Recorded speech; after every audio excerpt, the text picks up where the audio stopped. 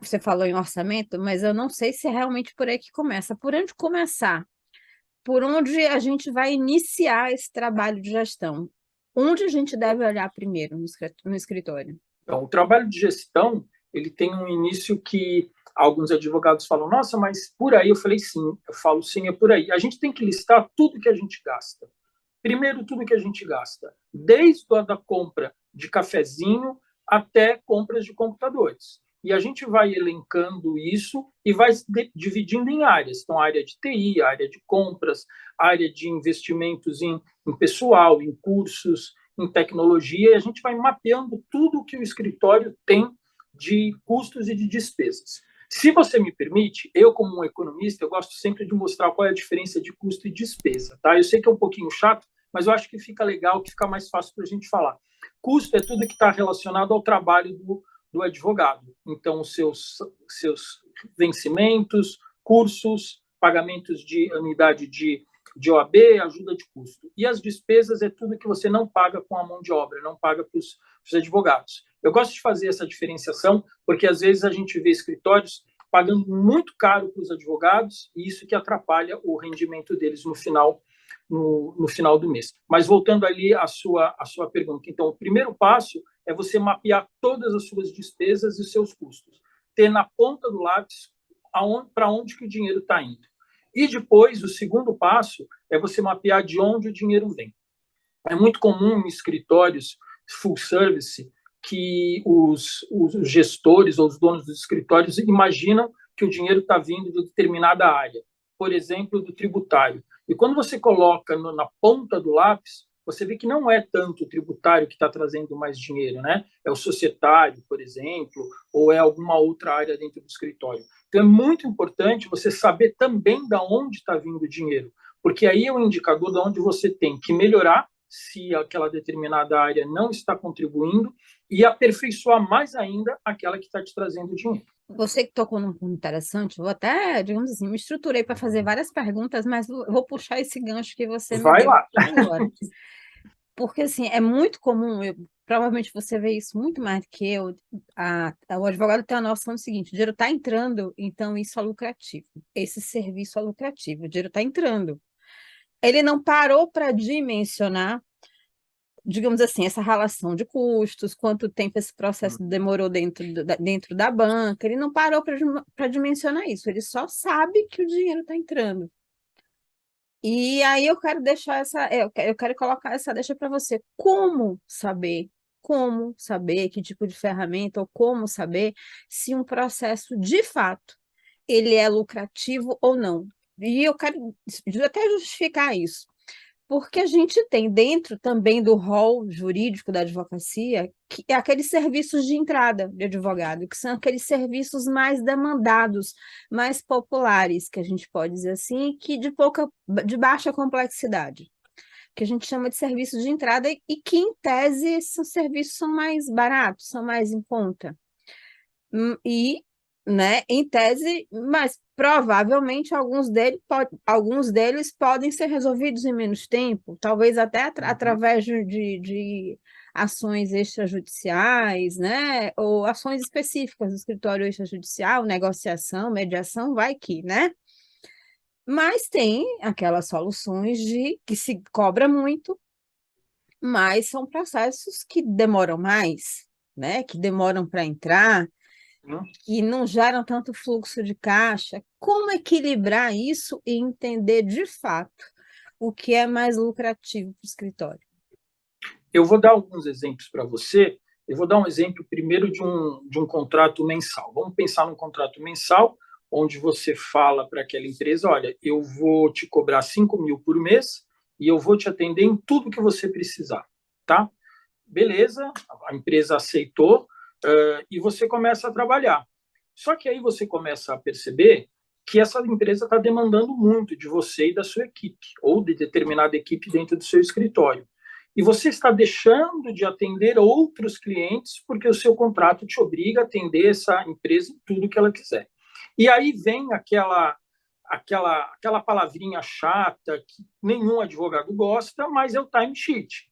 Você precisa medir o quanto você gasta para fazer os seus trabalhos. desde o estagiário até o advogado sênior.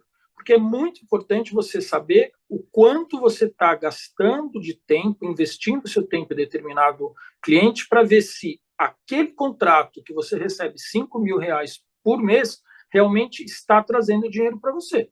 Então, você tem que pedir para o seu estagiário marcar quando ele vai ao fórum, o advogado júnior também está atento quando ele faz uma petição inicial, uma juntada de documentos, que são mais ou menos os trabalhos do advogado júnior, e quando vai aumentando a complexidade, também as reuniões que você demora com o cliente, com a parte contrária, essa é a forma de você medir se todo o tempo que você está usando para essa empresa realmente está te trazendo dinheiro.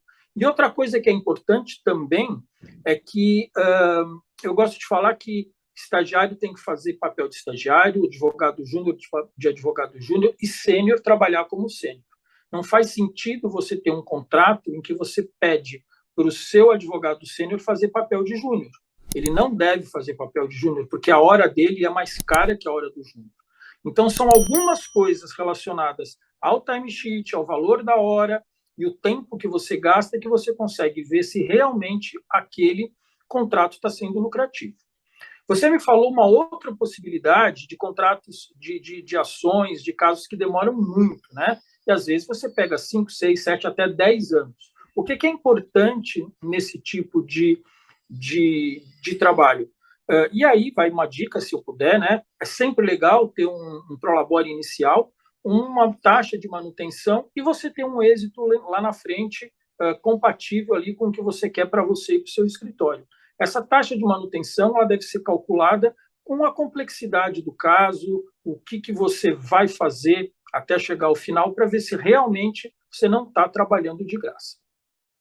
Legal. Existe, além do time shift, outra ferramenta ou dispositivo para ajudar o advogado nessa missão de controle, de gerir melhor essas finanças nesse momento?